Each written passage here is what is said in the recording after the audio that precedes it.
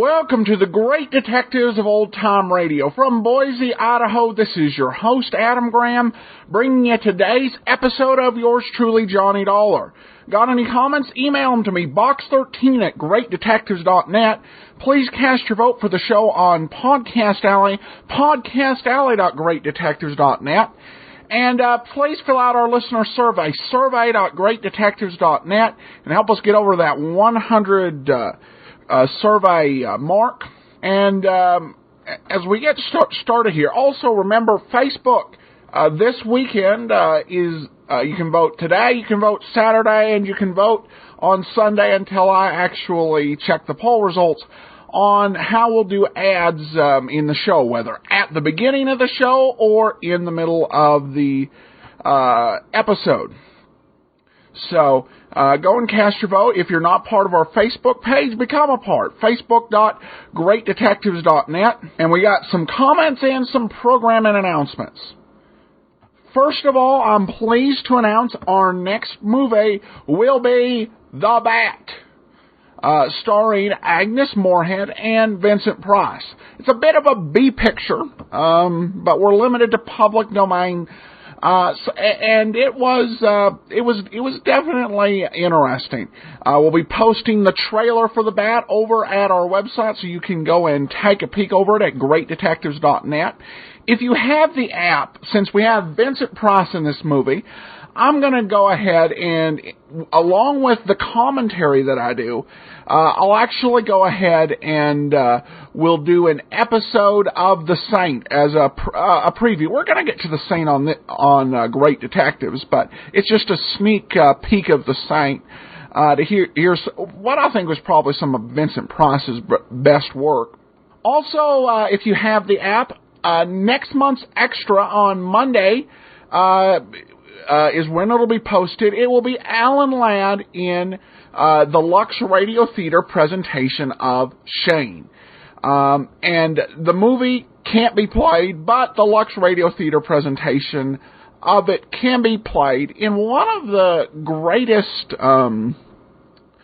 the greatest films of all time adapted to radio.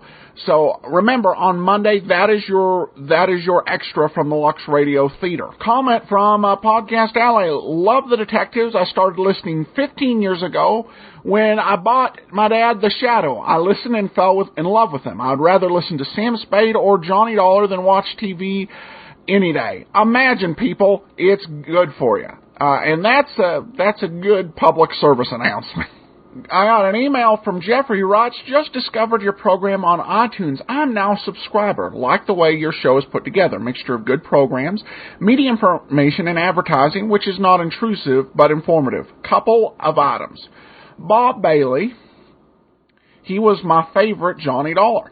That's probably the most common opinion, and I agree. The 15-minute episodes in particular were fantastic. And I actually listen to those as I'm getting started on my workday, one 15-minute episode. So, absolutely, it's great. And if you'd like Bob Bailey, be sure to listen on Wednesday to Let George do it. Podcast suppliers, I'm getting a little on in years, so please slow down a little bit so I can catch the names of your show and podcast companies. That's a good reminder. I think probably one of my greatest deficiencies is the attempt to spade through everything. So, apologies on that. That is the one thing I have to be most careful about. Well, we're going to get into today's episode of Johnny Dollar. This one is called Otto Schmedlich. And before we play the show, I've got an ad. I actually produced an ad using some music from the 15-minute episodes, and I hope you enjoy the ad and also enjoy today's show.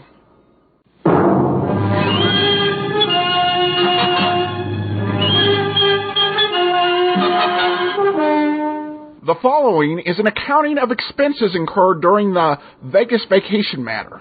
Item 1, $224. Airfare from Los Angeles to Las Vegas and a 3-night hotel stay at the MGM Grand. Item 2, $95.26. Hertz rental car for 3 days. The relatively low cost of these items are due to the travel packages offered by JohnnyDollarAir.com, which is Priceline. Whether you're heading to an exotic locale to stop an insurance fraud or simply taking a trip to unwind, remember JohnnyDollarAir.com for all of your travel needs. The numbers provided are from actual search results on February 19, 2010. Your exact numbers may vary. And now, on with the show.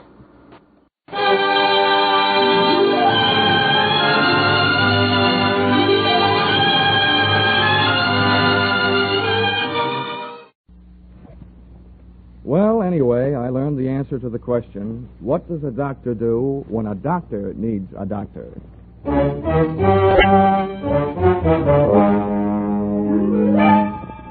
This is another in the adventures of America's fabulous freelance insurance investigator, Johnny Dollar. At Insurance Investigation, Johnny Dollar is only an expert. At making out his expense account, he's an absolute genius.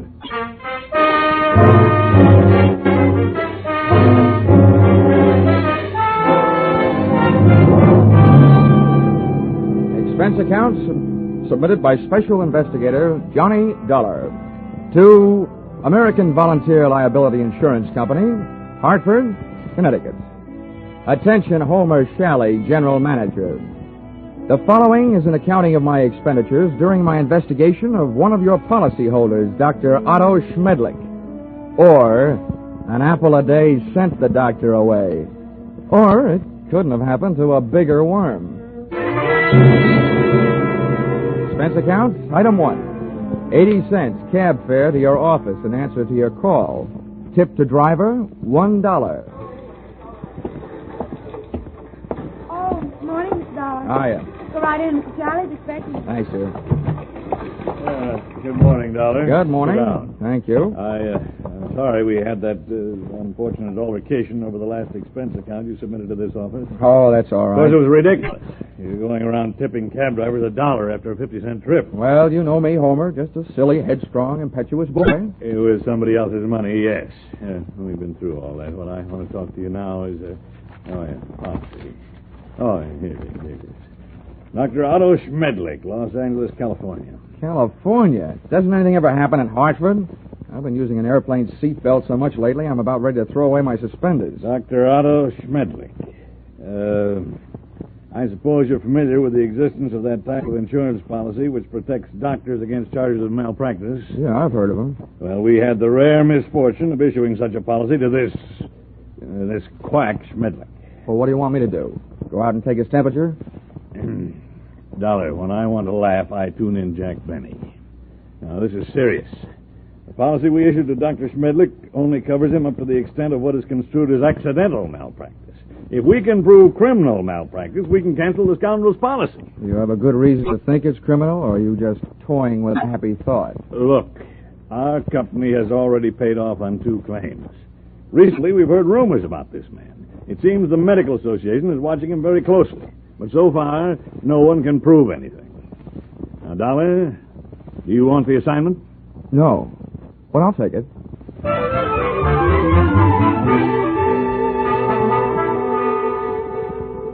Expense account, item 2, $194.04. Airfare, Hartford to Los Angeles. Item 3, $4.50. Cab fare, Los Angeles Airport to the Sun Tower Medical Specialist Building, which I first spotted looming through the smog on Wilshire Boulevard, high in the high-rent district of the City Beautiful. Item 4, 55 cents, 11 nickels. Spent telephoning the Schmedlich office at 15-minute intervals until I at last found the doctor not in. In California, the doctors really specialize. And the buildings they work in sometimes really make the most of it, as I found out in the elevator going up. Second floor, eye, ear, nose, and throat. Doctors Care, Kreider, Whitehiss, and Osterban. Pardon me. Third floor, fractures, strains, sprains, and dislocations. Doctors Fowler, Woodruff, Toigo, and Brown.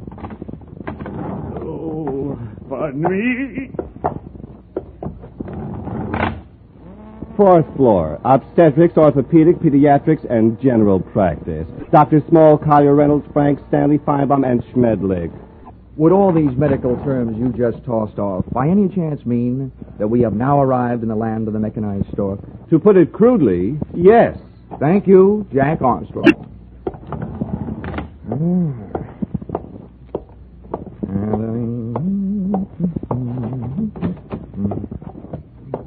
Good afternoon. Hello.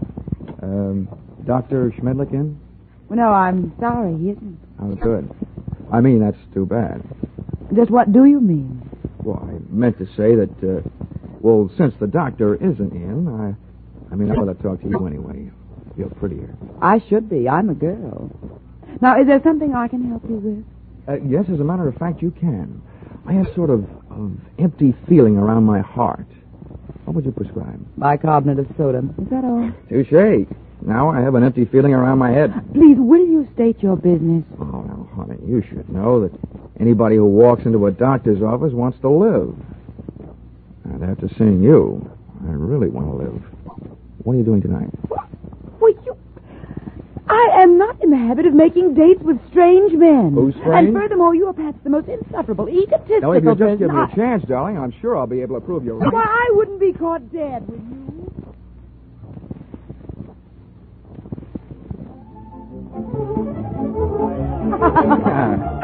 Oh, Johnny, you ain't. You like that, huh? This is the first time I've ever tasted champagne. Good old champagne. The rich people's 7-Up. Well, here's to us. To us. Doreen, I feel like talking. Well, thanks for putting me on guard. Listening to you can do strange things to a girl. I want you to know more about me. I'm an insurance man. I didn't go up to your office hoping to see the doctor. I wanted to see his nurse. You. Why, Johnny Dollar, if you try to sell me... Oh, hey, now, wait a minute. Hear me out.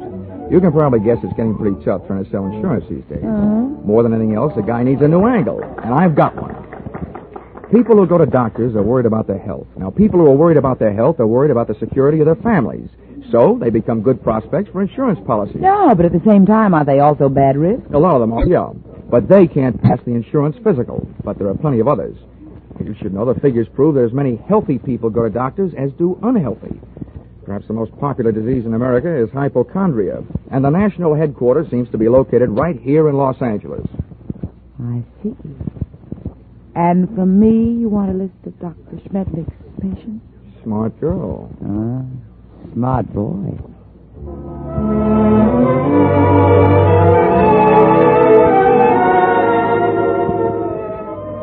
Expense account, item 5, $1.40. Cab fare to Doreen's apartment, where I told the driver to wait. Expense account, same item, part 2, $28. Waiting time, before I took the cab the rest of the way back to my hotel.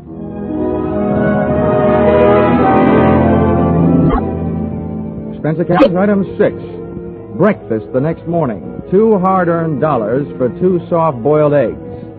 The hen that laid them must do barnyard bits in the movies. At least at those prices, she could have autographed them. At 9:30, I was right on time for my morning appointment with Doreen to pick up the list of Dr. Schmedlich's patients, a half hour before the doctor was due to arrive. Well, Johnny, for a man who stayed up so late, you're very punctual. Oh, that's me. The early worm who so often gets the bird. You got a copy of the list? Yeah, got here at 8 to type it for you. Oh, fine. Here it is. So this is wonderful. You're a doll. Yeah.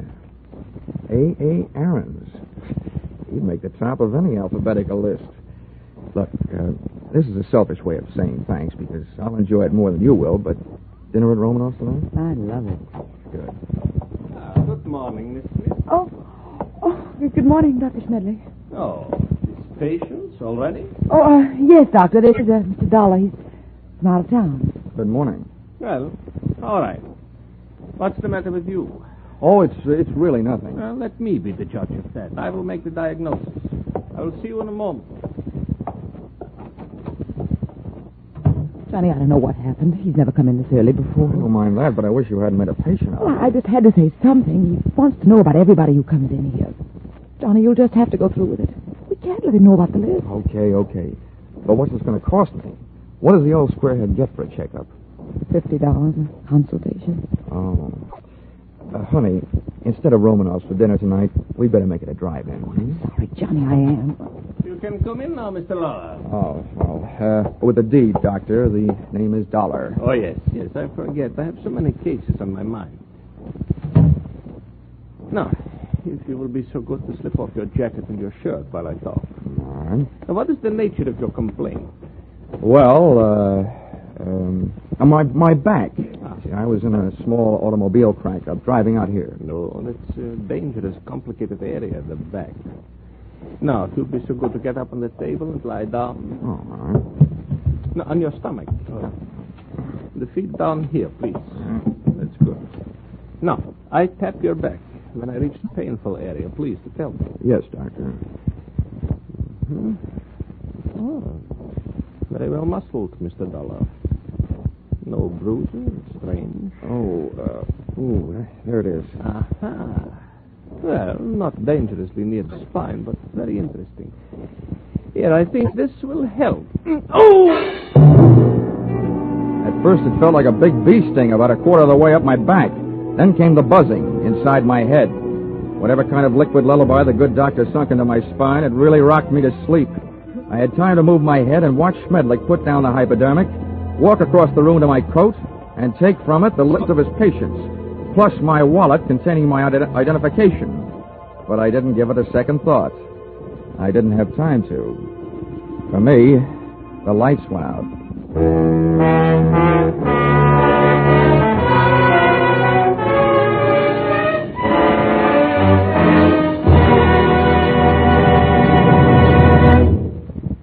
In just a moment, we will return to the second act of Johnny Dollar. But first, assets, one block of wood. Liabilities, more trouble than the legendary paper hanger with the hives. It sounds as though Edgar Bergen had a pretty bad bank balance, doesn't it? But luckily for you, he comes back week after week to the CBS studios with his block of wood named Charlie and lets himself in for more trouble. As for you, you're really in the chips when you take in the Edgar Bergen Charlie McCarthy show, heard over most of these stations every Sunday. Don't miss their brightest, gayest show tomorrow night on CBS, where this fall you hear them all. Tune in this fall for the show that you love best of all. Listen carefully, here's the address. It's CBS. Now, with our star, Charles Russell, we return to the second act of yours truly, Johnny Dollar.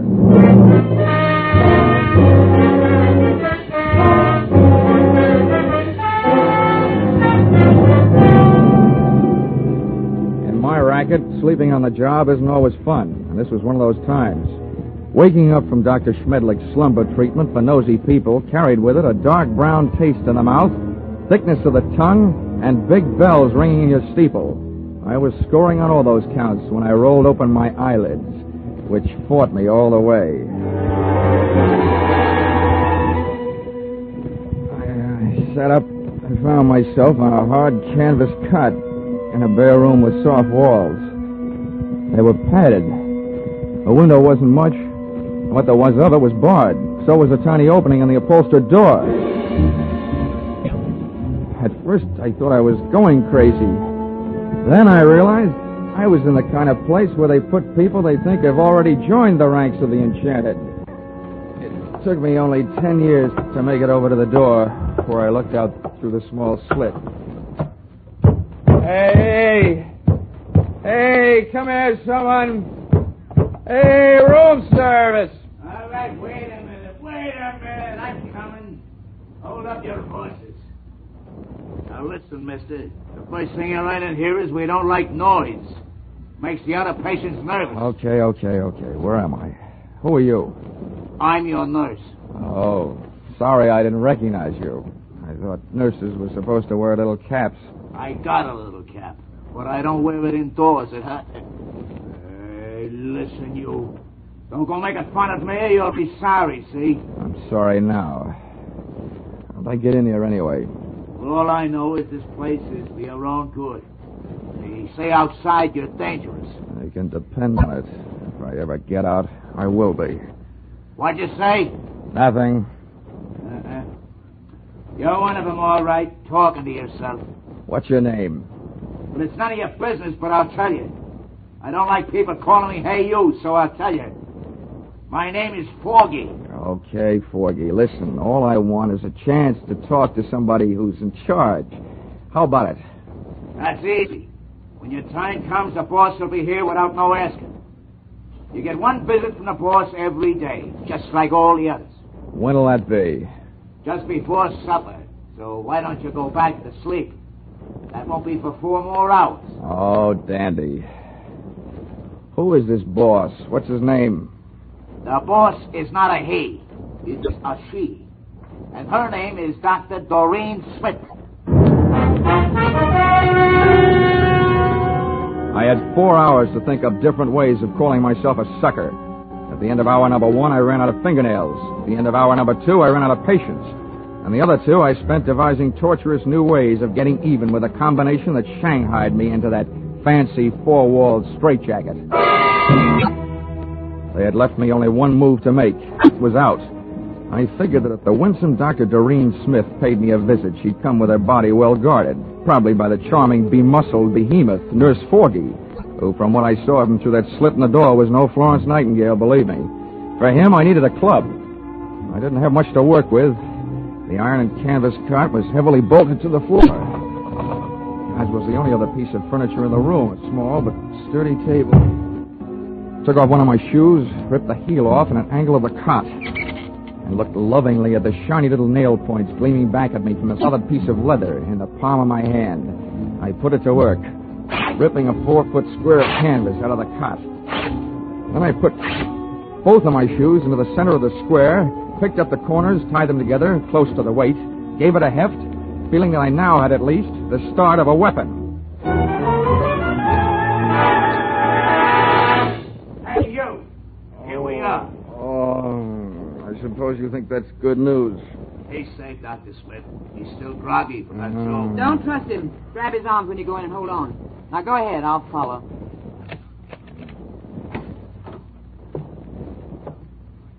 Don't try any tricks. It won't hurt you, see? Thanks, Nursey. I wouldn't. Think of it! Come here, you! Back in here, sweetheart.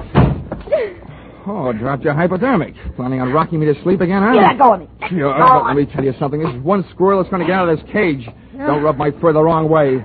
My head aches. I'm seeing double. My nerve ends are whipping me to death. And for 2 cents, I'd punch you square in the nose. Because one thing for sure, you ain't no lady. Now, sit down. Stay there while I put on what's left of my shoes. You better go back to Hartford, little boy. This is too big for you. Being around you will make anybody grow old in a hurry. What do you think you're going to do? Right now, I'm going to take your keys, lock you in here with Sleeping Beauty there, and then I'm going up for a breath of fresh air. Have fun, the two of you. You can make a peach of a pair. I stumbled through the rest of the building, which turned out to be nothing more than a country house.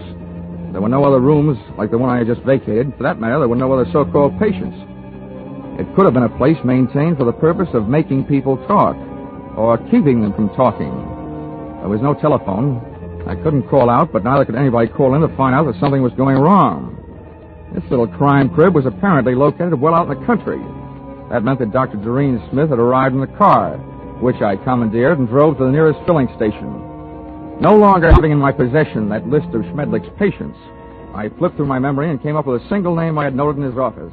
A. Aaron.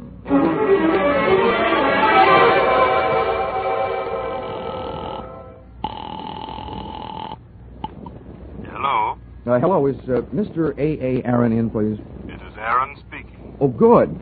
Mr. Aaron, I'm representing a group of West Coast druggers. I'm making a survey. Where do you have your prescriptions filled? It is at the Enjoy Pharmacy on Beverly Boulevard. Oh, I see. One more question, Mr. Aaron.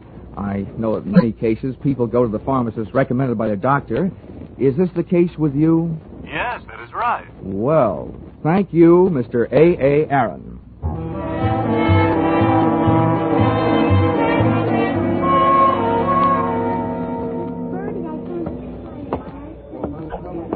Pardon me, Mr. Anjoy. The clerk up front told me where I could find you.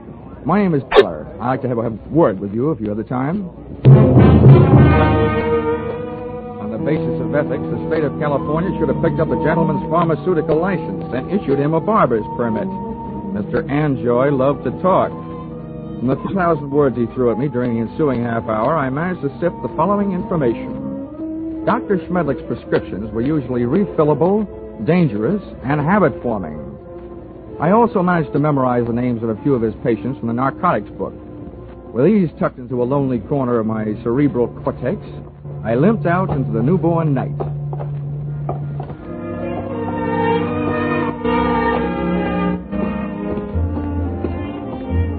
Expense account, item 7, 50 cents, having the missing heel on my shoe replaced by late working cobbler. Checking the owners of the first 4 names drew me nothing but blanks. The 5th drew me closer. Come on in. Her name was Millicent Royal. She was the kind of girl whose family takes up a full page in the Blue Book, and whose personal habits take up full pages on police blotters. Well, don't just stand there. Come in. Thank you. Sit down. Miss Royal, I'm going to be honest with you. I'm an insurance investigator. I don't want any. You don't understand. I said investigator, not salesman. I want to get a line on a doctor. Otto Schmedlich. You recognize the name?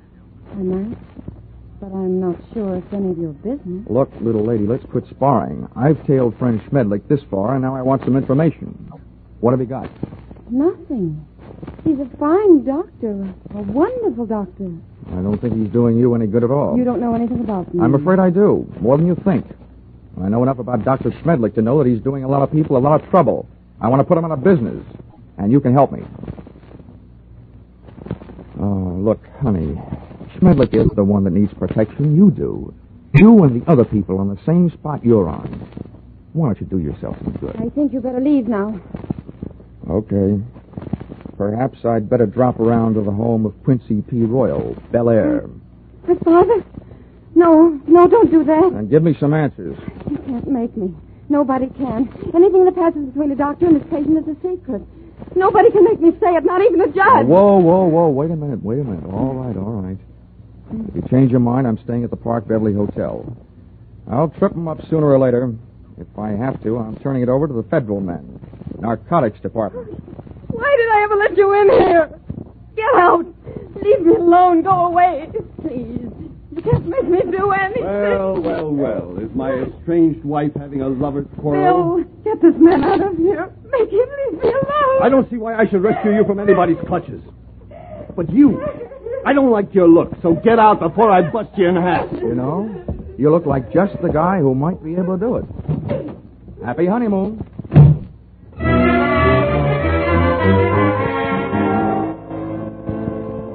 My hangover from Dr. Schmedlich's health cure hit me again as I hit the street. What I needed was a hot shower and a cold drink. After the water hit me in the face and a trifle of the same hit the scotch in my glass, I sat down in the big easy chair in my room, posing for a picture. Johnny Dollar, lonesomest man in town. I was mixed up in something mighty big and mighty wrong, but something I couldn't as yet put a finger on. Up until then, I had to go on with ability, experience, and instinct, all unacceptable to the police as evidence. I asked myself why I hadn't called the law and told them about my party with the lady doctor and the man nurse. Then I answered myself that if I did, I'd probably be the one charged with assault, battery, and whatever else they wanted to trump up. Again, it would only be my word against that of an established medical man and his doctor-type nurse. So I decided to leave Doreen and her monster-type nurse where they were until I could turn them over to the cops. 4 drinks later, I was beginning to realize that those kind of troubles don't drown easily. And then the phone rang. Yeah? Mr. Dollar? Yes, this is Dollar. This is Millicent Royal. I want you to come over right away. Right away. Wait a minute. What's the matter? I changed my mind. I'll tell you everything. Anything you want to know. Oh, listen, Millicent, take the advice of an old hand at this sort of thing. If you want to help, tell me now, over the phone. No. You can't trust telephones. Somebody's always listening. Oh, listen to me. It never fails, Miss Royal. You're playing around with the kind of suspense they like to put into movie scripts. The dame calls with some hot information she's afraid to spill over the phone. Then when the investigator gets there, she's dead. Hurry. Goodbye.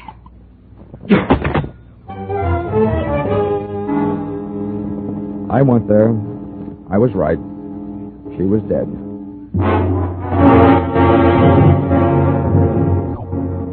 That gave me two people to go looking for. I didn't know where her estranged husband Bill lived, so I went to work on the doctor. His all-night telephone exchange gave me the information that he had called in just before leaving the hospital on his way to the office and could be reached there in 20 minutes. I was apparently closer than he was, so I walked over to the building and up to the 4th floor. There were lights on in the Schmedlich office, so I walked in. What do you want? I came here to see the doctor, Bill, but I was going to get around to you eventually. I just came from your wife's apartment. So did I. That's what I mean. You've got some talking to do. I know who you are, but don't go getting any ideas. I didn't kill her. I loved her. It didn't sound like love when I met you in the apartment. We made up right after you left. I went out to get her something from the drugstore. When I came back, she was dead. That's what I'm doing here. I'm waiting here to kill the man who did it.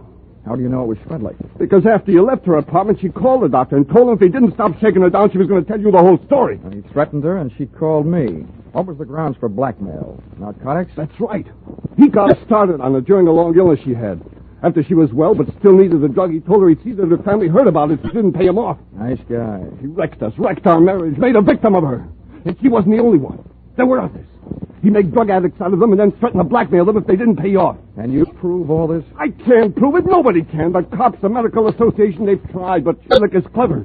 Too clever. When I blast that monster out of the world, I'll be curing it of a big sickness. Now, hey, take it easy. Look, I know how you feel, but you haven't got the right answer. Why don't you let me take over? Stay out of it, Dollar. I never belonged to any Boy Scout troops. I'm not joining now. You know what they say, an apple a day? Well, I've got one here for the doctor. You see this? It's left over from Guadalcanal. Sure do see it. A pineapple. Army type. Hand grenade. Well, I'm going to feed it to him. Oh, Bill, now look, I know you're upset, but don't forget, those things were designed to take care of more than one man. Have you thought of that? I've thought about it a lot, and it still all adds up. I haven't got a thing left to live for. Hey. That's him. Bill, you're off your rocker. Don't do it. Give me that thing. Shut up. Stand away. What's this? What are you two doing here? Come and get it, Schmedlich! A bomb! Before the grenade could explode, I did. With one foot, I kicked Bill mightily in the shin bone. With a pin pulled, I only had about 5 seconds. I took 2 steps, and with the other foot, I kicked the grenade out to the corridor, then I hit the floor.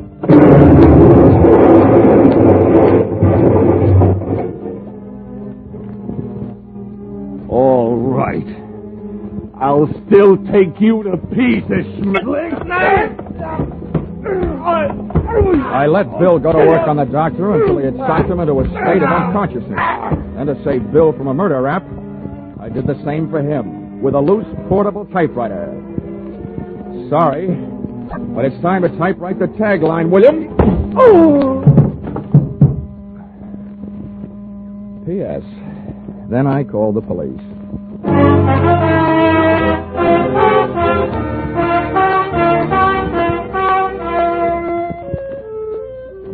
Expense account, item 8.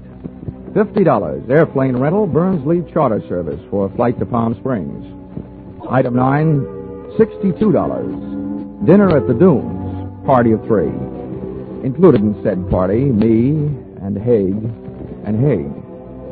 Expense account, item 9, airfare Palm Springs to Los Angeles to Hartford, $244.04. Expense account, total, $1,211.69.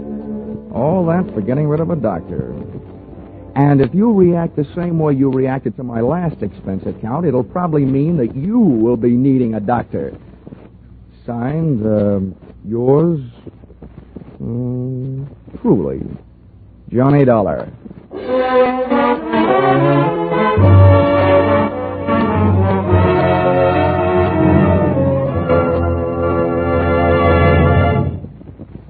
Yours truly, Johnny Dollar, is produced and directed by Gordon T. Hughes and stars Charles Russell.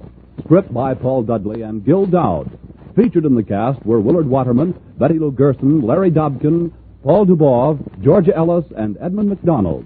The special music is written and conducted by Wilbur Hatch.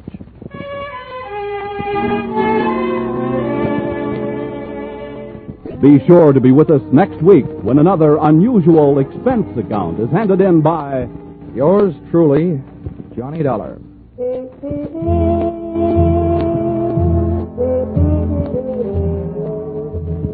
Stay tuned for Vaughn Monroe and his Caravan, which follows immediately over most of these same stations. Paul Masterson speaking. This is CBS, the Columbia Broadcasting System.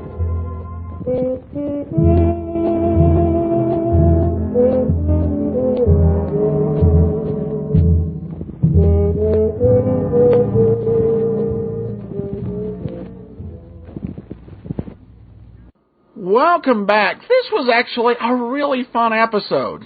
I liked the part where he met with the guy from the insurance company and they complained about the expense account.